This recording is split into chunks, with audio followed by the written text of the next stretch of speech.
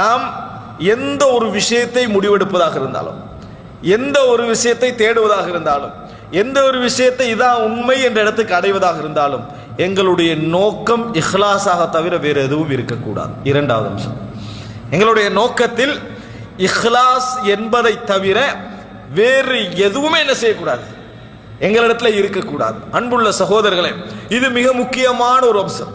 எப்பொழுதுமே நேர்வழி என்கின்ற அம்சம், அதாவது நேர்வழி என்கின்ற அம்சம் நமக்கு கிடைக்க வேண்டுமா, அல்லாஹ் ரப்புல் ஆலமீன் இஹ்லாஸ் என்கின்ற ஒரு பகுதியை என்ன செய்கிறான் பார்க்கிறான். அன்புள்ள சகோதரர்களே, சில பொழுதுகளில் நாம் இஹ்லாஸோடு இருந்து அந்த குறிய நேர்வழி நமக்கு கிடைக்காது விட்டாலும் கூட அல்லாஹ் தஆலா அந்த இஹ்லாஸை காரணமாக வைத்து நம்மளை மன்னிப்பதை நாங்கள் பார்க்கிறோம். அந்த இஹ்லாஸை காரணமாக வைத்து அல்லாஹ் ரப்புல் ஆலமீன் நம்மை மன்னிப்பதை நாங்கள் பார்க்கிறோம். நாங்கள் ஒரு ஹதீஸிலே பார்க்கிறோம், ரசூல் ஸல்லல்லாஹு அலைஹி வஸல்லம் சொல்கிறார்கள், பனு இஸ்ரவேல் ஒரு மனிதர் மரணிக்கிற நேரத்தில் தனது மக்களை எல்லாம் அழைத்து என்ன சொல்கிறார், நான் இன்னி அதுனப்து தன்பன், நான் ஒரு பாவம் செய்திருக்கிறேன். இந்த செய்த பாவங்களை பொறுத்த வரைக்கும் நான் அல்லாஹ் ரப்புல் ஆலமீன் வல இன் கதிர அல்லாஹு அலைய லா யுஅذிபன்னி அதாபன் லா யுஅذிபன்ன அஹத மினல் ஆலமீன். அல்லாஹ் தஆலா என்னை பிடிப்பான் என்று சொன்னால், அல்லாஹ் ரப்புல் ஆலமீன் என்னை பிடிப்பான் என்று சொன்னால், நான் செய்த பாவங்களுக்காக இந்த உலகத்தில் எவரையும் தண்டிக்காத அளவில் அல்லாஹ் என்னை தண்டிப்பான். இந்த உலகத்தில் எவரையும் தண்டிக்காத அளவில் அல்லாஹ் ரப்புல் ஆலமீன் என்னை தண்டிப்பான். அதனால ஃபைதா அனமித்து, நான் மரணித்தால் ஃபஹுதூனி, என்னை எடுங்கள், ஃபஹர்ரிகூனி, என்னை எரியுங்கள், ஃபதுரூனி ஃபிர்ரியா, என்னை என்ன செய்யுங்க, காற்றிலே அப்படியே தூவ விடுங்கள். அப்போ நான் முழுமையாக இல்லாமல் போயிடுவேன்.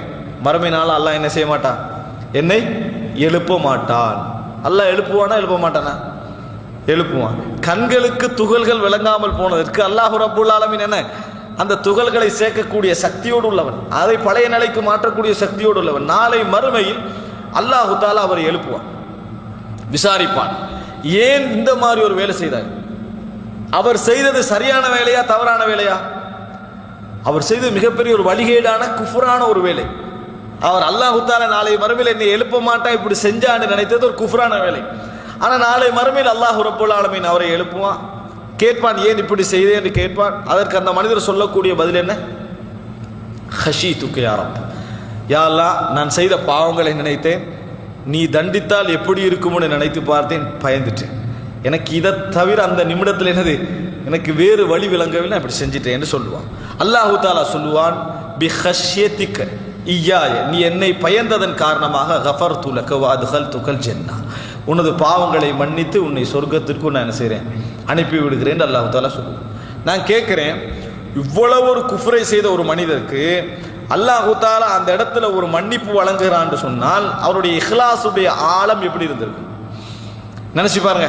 அப்போ அல்லாஹ் ரப்புல் ஆலமீன் சில பொழுதுகளில் என்ன செய்வான்னு சொன்னால், இஹ்லாஸ் என்கின்ற பகுதியின் மூலம் சிலருடைய அறியாமையை கூட அல்லாஹ் தஆலா என்ன செய்வான், மன்னிக்கக்கூடிய வாய்ப்பு இருக்கிற. எதன் காரணமாக?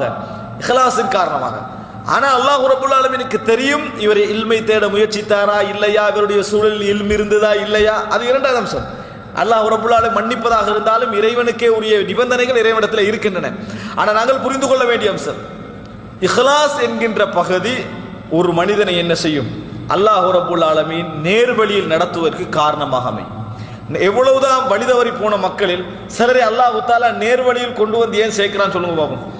அவர்கள் வழிதவறி போயிருக்கிற நிலையில் சிந்திக்கின்ற முறையில் என்ன இருந்தது அவனோட மனதில், யா அல்லாஹ், எனக்கு உண்மைதான் கிடைக்கும், எனக்கு இஹ்லாஸ், நான் இவ்வளவு காலம் இதில் இருந்துட்டேன் என்பது எனக்கு முக்கியமல்ல, நான் இவ்வளவு காலம் இதில் வாழ்ந்து விட்டேன் என்பது முக்கியமல்ல, நான் சுமந்திருக்கக்கூடிய பதவி எனக்கு முக்கியமல்ல, நான் இருக்கக்கூடிய சூழல் எனக்கு முக்கியமல்ல, எனக்கு உண்மை அறிய வேண்டும்.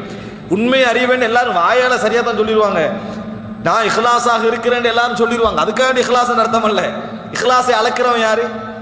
அல்லாஹ் ரப்புல் ஆலமீன். அல்லாஹ் தஆலா தான் அந்த இஹ்லாஸை அளக்கின்றவன்.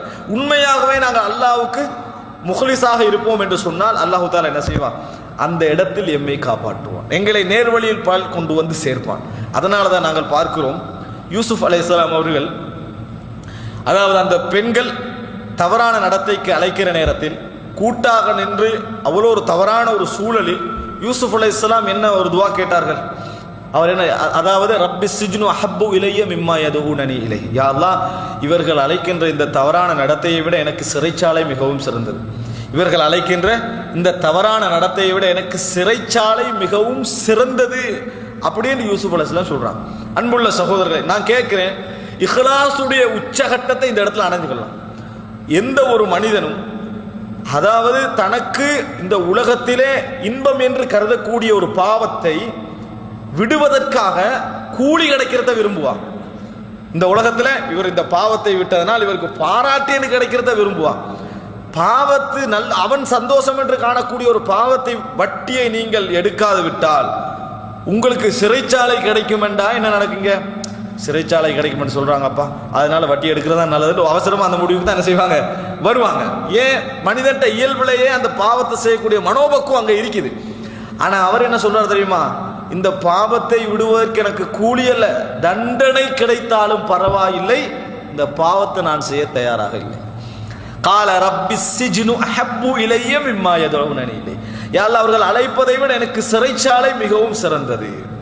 இந்த இஹ்லாஸ் இருக்குதே, அல்லாஹ் தஆலா சொல்லுகிறான் பாருங்க இன்னொரு வசனத்துல, கதாலிக லினஸ்ரிஃப அன்ஹு ஸூஅ வல் ஃபஹ்ஷா இன்னஹு மின் இபாதினல் முக்லஸ். இன்னொரு இடத்துல அல்லாஹ் தஆலா சொல்லுகிறான்.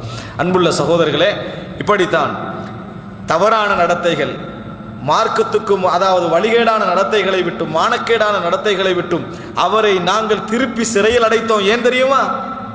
அவர் எமது இஹ்லாஸ் உள்ள அடியார்களில் ஒருவராக இருந்தார். அல்லாஹ் திசை திருப்பியதற்கு சொன்ன ஒரே காரணம் என்ன? இஹ்லாஸ். அவர் இஹ்லாஸ் உள்ள அடியார்களில் ஒருவராக இருந்ததனால அவரை நாங்கள் காப்பாற்றினோம். அவர் கேட்ட சிறைச்சாலையை என்ன செய்து கிடைக்குது. ஆனா எங்கட பிரார்த்தனையில் இருக்கு, எனக்கு என்ன கிடைச்சாலும் பரவாயில்ல, இதை செய்ய தயாரில்லைன்னு சொல்லுவோம். ஆள் மனதால சொல்லப்பட்டோம். ஒரு வசனத்துக்கு சொன்னதுக்காக வேண்டி அப்படியே சிறைச்சாலைக்குள்ள வரதா அப்படி என்ற நிலை தான் நம்மட மனநிலையில இருக்கும், விளங்கிட்டா?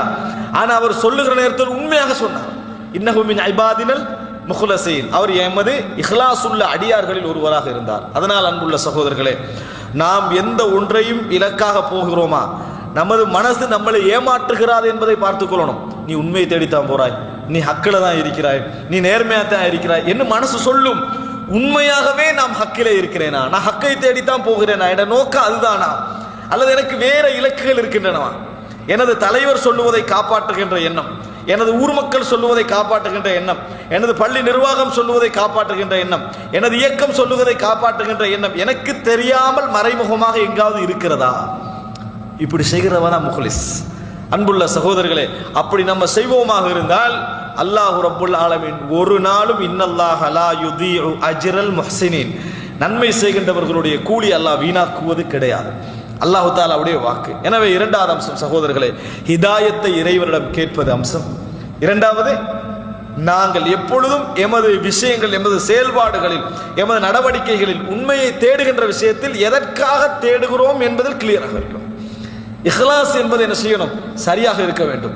இஹ்லாஸ் இல்லை என்று வைங்களே, நம்ம வேறு பகுதியில் என்ன செஞ்சிருவோம், போயிடுவோம் என்பதை புரிந்து கொள்ள வேண்டும். இரண்டாவது அம்சம்.